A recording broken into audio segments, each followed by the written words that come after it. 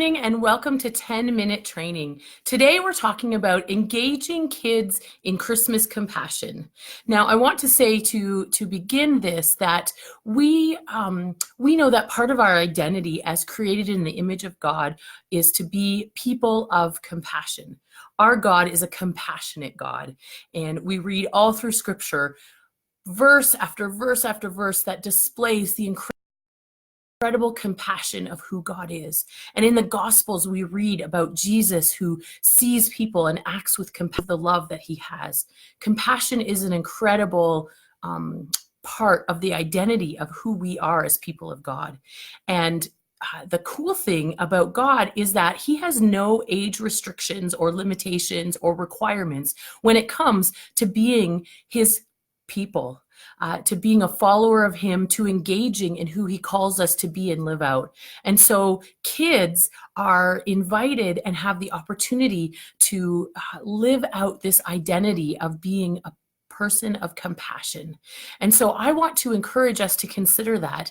And particularly as we head into the Christmas season, this is a great opportunity. If you've never thought about this or taken the opportunity to actually create experiences or an environment where kids can learn and grow and actually do some acts of compassion, then Christmas is a great way to start because there's so much opportunity around us and so many easy ways to get involved. And so I just want to highlight a couple of ways that you could be thinking about and considering engaging kids in compassion experiences as we head into this Advent season. The first thing I want to highlight and talk about is that kids seem to have this quality about them today. And I'm talking about just any kid, not necessarily a church-going child or a child who's exposed to a religious experience, but children in general seem to have this draw, this pull, this quality about them where they want to respond and do something. And for the last year or so, I've been collecting news articles of kids, young kids under 10 years old, doing incredible things as they respond to needs in our world. Kids who are making a difference, kids who are hearing about situations on the news and responding by having lemonade stands and raising money for charities and for different organizations, kids who are responding in acts of compassion. And so there seems to be something about children today where they're already wired and have this desire to serve and to make a difference. And so I believe as followers of Jesus, as the church, that we have an incredible opportunity, but also responsibility to lead children and to provide the environments and the opportunities for them to live out this compassion. And how great would it be if we can actually mobilize our children to be able to make a difference, to be world changers, because they are and they can do that. And so having said that, I want to share recently a conversation with a 4-year-old who had found some change, some coins on the ground, and talked about how this change was going to go into the piggy bank that they had, and then went on to say, once my piggy bank, I can't open it yet, but once my piggy bank is full, I'm going to open it up and then go buy stuff. And I said, what kind of stuff are you going to buy? And the child said, I don't know, but I'm going to find stuff to buy. And I said, I wonder if instead of buying stuff for yourself, I wonder if there's something else that you could do with that money that you could buy. And this child thought about it for a minute and then said, I know, I could buy food and drinks for the people, the homeless people I see who need food. And this was totally unprompted. This was just coming out of what they had observed around them. And I thought, wow, that was cool. All I did was ask, I wonder what else you could do with your money. And this child, in their own thinking and reflecting, and in what I believe the Holy Spirit moving in them, responded by coming up with an act of compassion, a way to use the money that they were getting to help others, to serve others, to respond respond to needs. And that's what compassion is all about, isn't it? Isn't that cool? So I think even in our conversations with kids, just as we start to ask questions and help them to see that there's other ways that they could look at the world and at the privileges that they have.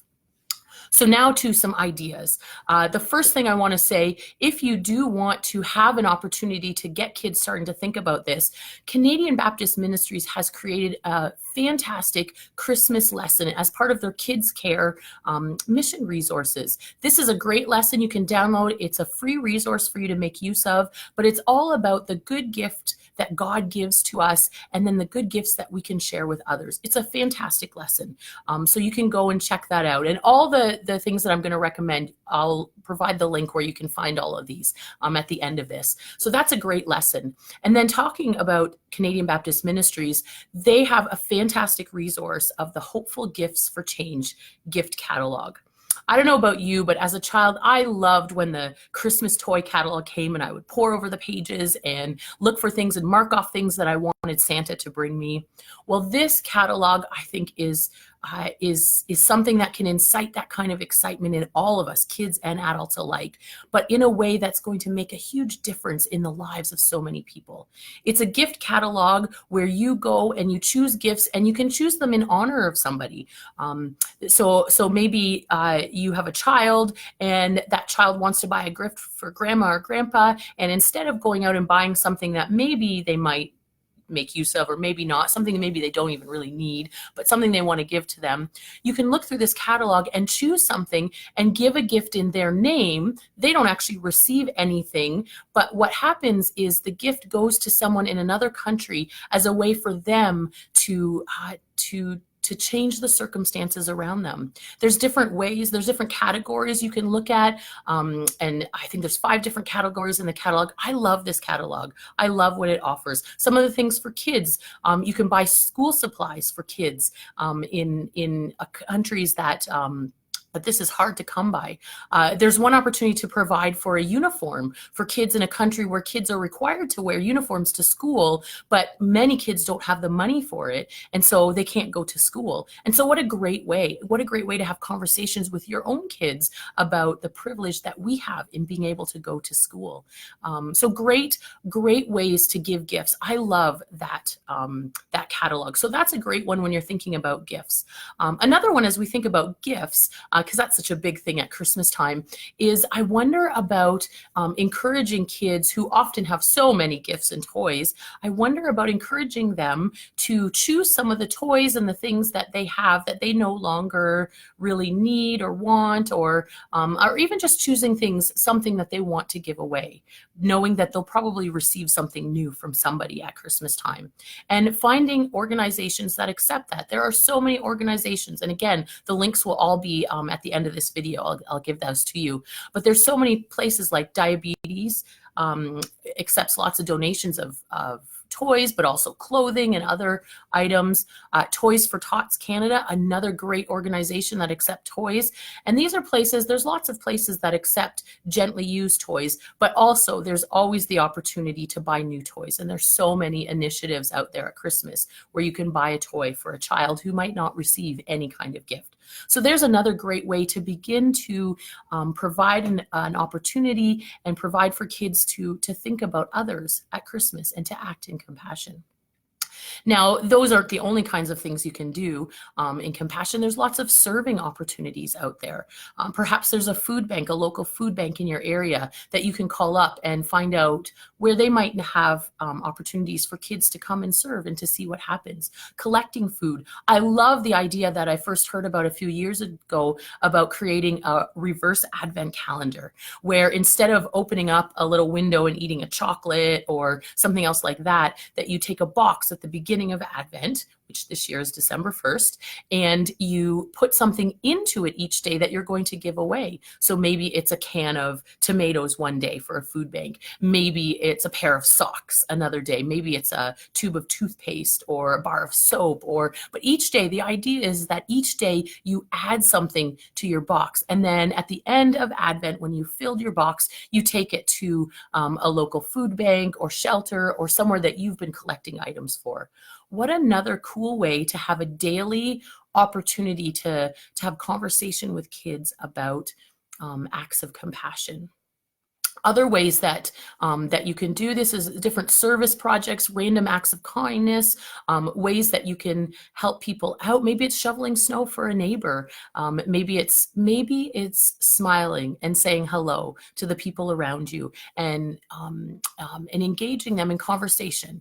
That's a great way too to just act with compassion to people who may be feeling lonely at this Christmas season. So there's so many ways to engage kids in acts of compassion, and to do this as a family, to do this as a church community. I want to encourage you to start thinking about the children in your life and the ways that you can help them learn about the great God that we have, that's a God of compassion, but also the ways that they are created with an identity of compassion and how they can live that out. Because kids can, no matter what their age, they can learn in their own ways what it means to act in compassion. That's all the time that we have for today. I have included some ideas and some links on a web page that you can go to, and you can access all those. So cboqkids.ca/compassion. And you'll find some of the links of things I talked about, as well as some other ideas. And I'd love to hear comments from you about ways that you've engaged kids in acts of compassion, whether it's at Christmas or any time throughout the year. Thank you, and look forward to seeing you again for our next 10-minute training.